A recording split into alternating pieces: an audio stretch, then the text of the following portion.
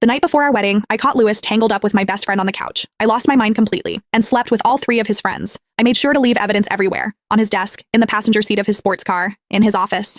But when Louis found out, he just casually stubbed out his cigarette and made a group call. You slept with all of them? How was it? Laughter crackled through the phone. Pretty flexible. She was all right, just a little stiff. Nowhere near as fun as that actress I've been seeing.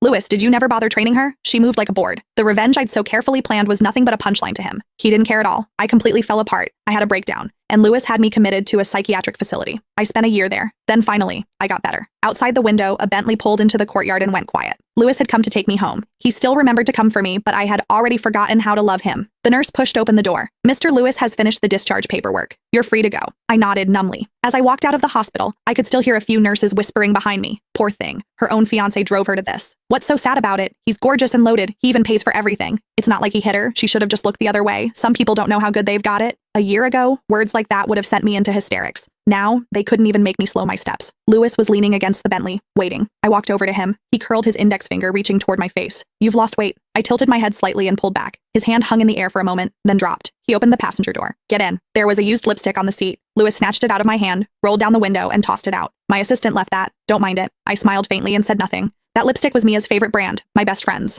Not that it mattered anymore. I'd stopped caring a long time ago. At a red light, Louis tapped his fingers lightly on the steering wheel, then finally spoke. It's over between me and her. I threw out that couch. Got a new one in the style you like. A soft sound from me. He continued. I had the housekeeper clean your things every day. Nothing got dusty. Thank you. I smiled faintly. Louis glanced over at me, his expression unreadable. He reached into his pocket and pulled out a small, red velvet box. I had the ring remade, bigger diamond than before. Do you like it? I didn't take the box. Let's call off the wedding. Louis didn't take my words seriously. He just dropped the box into my lap. Enough of the drama. I slept with your best friend, you slept with my 3 friends, and you even came out 2 ahead. Call it even. The spot as my wife is still yours, I promised you that. Stop playing hard to get. I stared at the little box in my hands and said nothing. I just smiled, quietly and bitterly. I wasn't playing anything. I was simply leaving for somewhere else, somewhere quiet, a little village, nothing like the city where my parents were buried.